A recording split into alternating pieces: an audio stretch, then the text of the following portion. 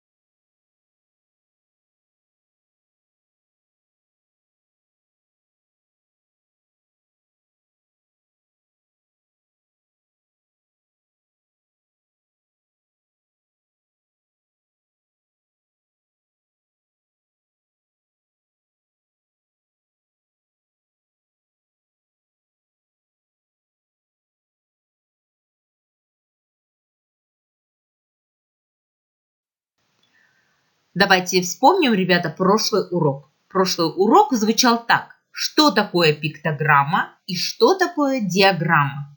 Посмотрите внимательно на эти два рисунка изображения. На первое изображение вы видите что? Верно, это пиктограмма. А второе изображение это диаграмма. Кстати, диаграмма у нас бывает разная. Эта диаграмма, вид диаграммы, называется кольцевая. А есть еще гистограммы, линейчатые, столбиком. Разные есть диаграммы, ребята. Со временем вы обо всем этом узнаете.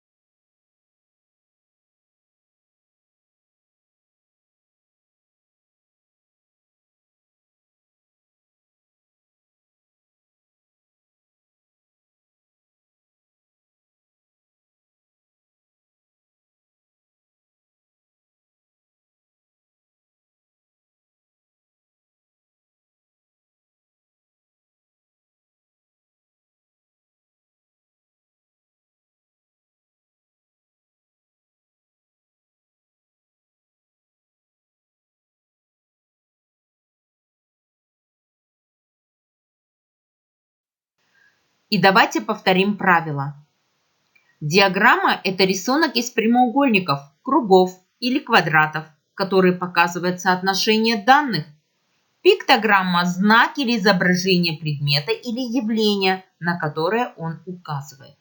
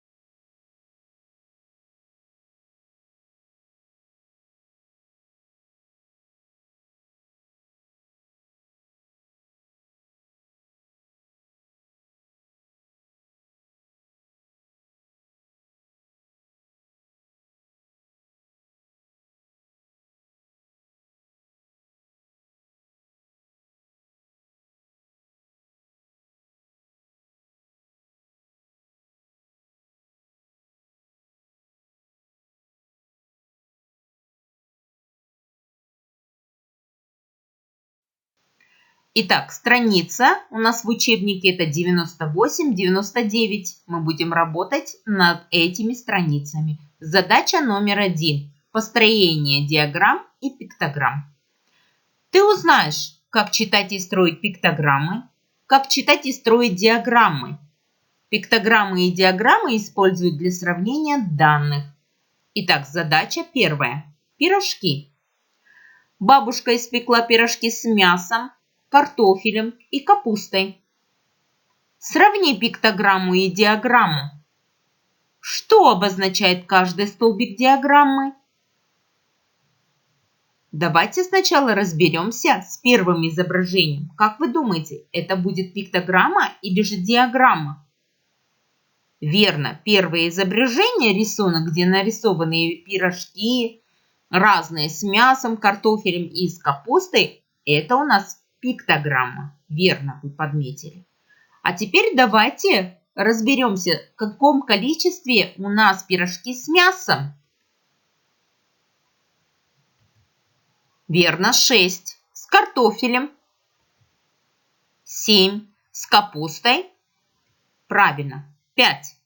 А теперь обратите внимание на второй рисунок, на второе изображение, где нарисована диаграмма. Что обозначает каждый столбик диаграммы? Будьте любезны, посчитайте все эти прямоугольники. Первый красный прямоугольник, он имеет количество 7 фигур. Так это означает, какие пирожки относятся к 7? Цифре 7. Верно, это пирожки с картофелем. А следующий синий столбик. Верно, количество 6. И это будут пирожки с мясом. А следующее, последнее зеленое, естественно, это уже будет у нас пирожки с капустой. Посмотрите внимательно на пиктограмму и диаграмму. Чем они отличаются? Подумайте. У пиктограммы изображения могут находиться все на одном уровне. Внимательно посмотрите, даже можете остановить видеоурок и приложить линейку, измерить. они будут на одном уровне. А диаграмма, они разве находятся на одном уровне? Нет, у них есть свойство меняться. Благодаря именно количеству столбики меняют свою высоту. Обратите внимание, вот пиктограмма на одном уровне, а алгоритм рисования диаграммы. Надо прочитать текст задачи, дать название диаграмме, выбрать масштаб, изобразить диаграмму и сделать надписи. Вот по этому алгоритму будем составлять и следующую задачу. Будем составлять к следующей задаче диаграмму.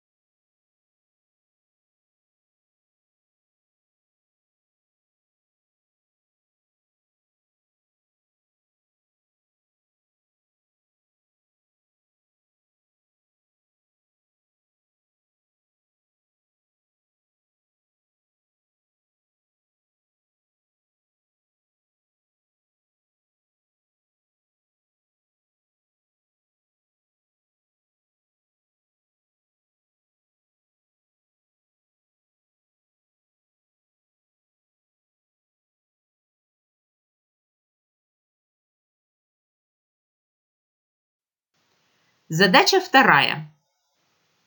Семья за обедом. Рассмотри диаграммы и ответь на вопросы. Сколько пирожков съел папа? Посчитайте. И простым карандашиком можете у себя в учебнике прям сверху отметить число. Сколько пирожков съела мама? Это у нас первый столбик красного цвета. Верно, 4. Сколько пирожков съела бабушка? Верно, 3. Сколько пирожков съела дочь? 2. Скажите, пожалуйста, это у нас будет диаграмма или же пиктограмма? Верно, это будет диаграмма. Отлично. 3 хлопка.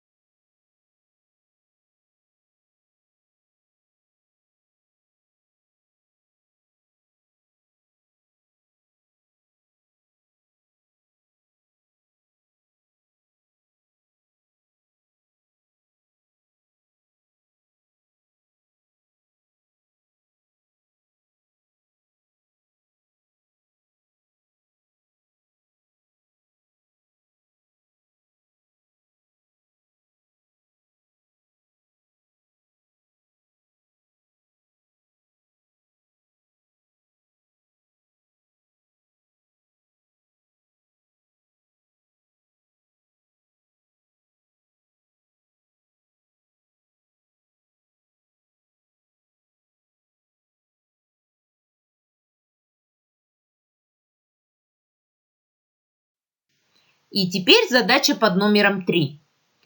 У Сережи 8 цветных карандашей и 2 простых карандаша. А у Нурали 7 цветных карандашей и 1 простой карандаш. Сережа составил пиктограмму, а Нурали диаграмму. Кто из ребят выполнил задание правильно? Посмотрите внимательно. Сережа составил пиктограмму, а Нурали диаграмму. Но кто составил правильно задание? Кто выполнил правильно? Сережа или Нурали? Сосчитайте карандаши. Верно. Нурали выполнил правильно свое задание. Нурали 7 цветных карандашей должен был построить в диаграмме и 1 простой карандаш. А Сережа 8 цветных карандашей, но у Сережи где ошибка? Он в пиктограмме обозначил сколько карандашей? Верно, не 8, а 7. Вот где у него пошла ошибка.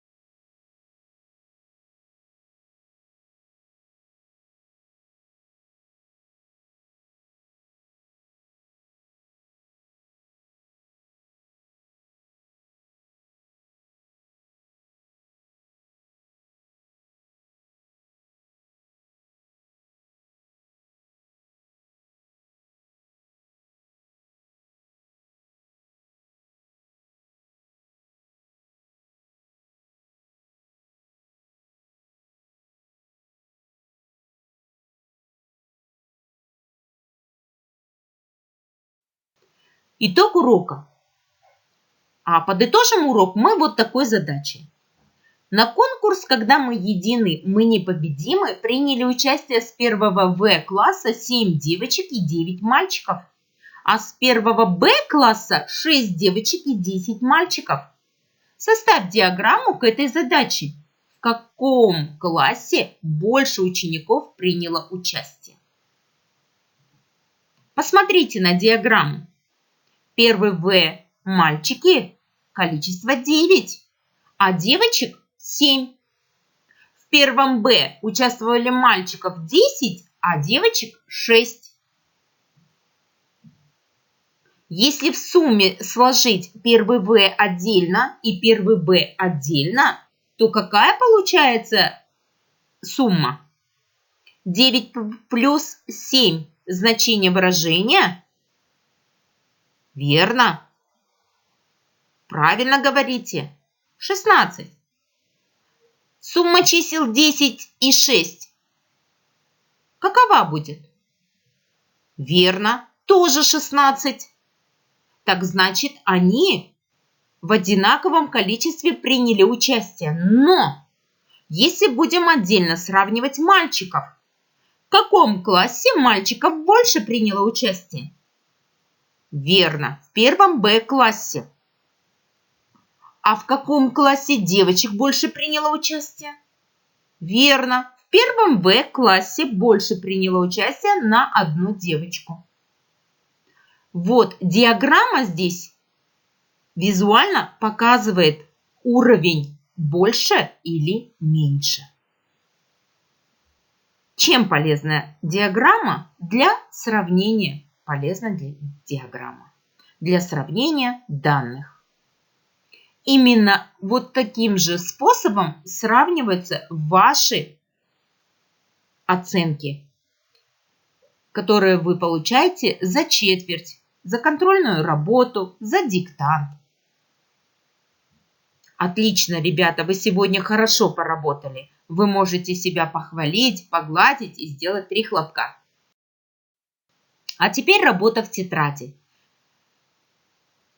После предыдущей работы вы отступаете 4 клетки и на 5 пишете 20 апреля, классная работа. А если у вас новая страничка, то вы отступаете одну клетку, сбоку 10, на 10 пишем 20 апреля, классная работа. Первое задание у вас одно задание. Записать ответы в порядке возрастания и прочитать слово. Посмотрите внимательно. У вас здесь даны примеры. Вы должны будете решить. А снизу у вас идут пустые ячейки. Вот в эти клетки вы должны будете в порядке возрастания значения написать, а потом соответствующие буквы к этому примеру. И у вас получится единое слово. А какое слово? Это загадка. Вы должны сами это решить.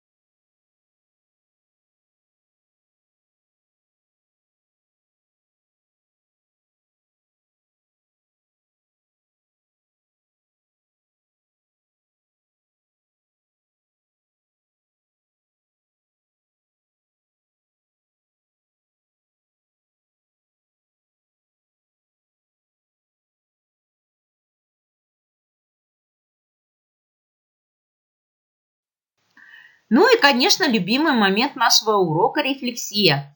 Итак, какую же пиктограмму вы выберете? Будете чесать свой лоб? Или же будете страшиться, как этот смайлик, который испугался, боится, не знает, что ж ему теперь делать? Или же вы протянете руку и объясните, что такое диаграмма, пиктограмма своим родителям? Выбор за вами.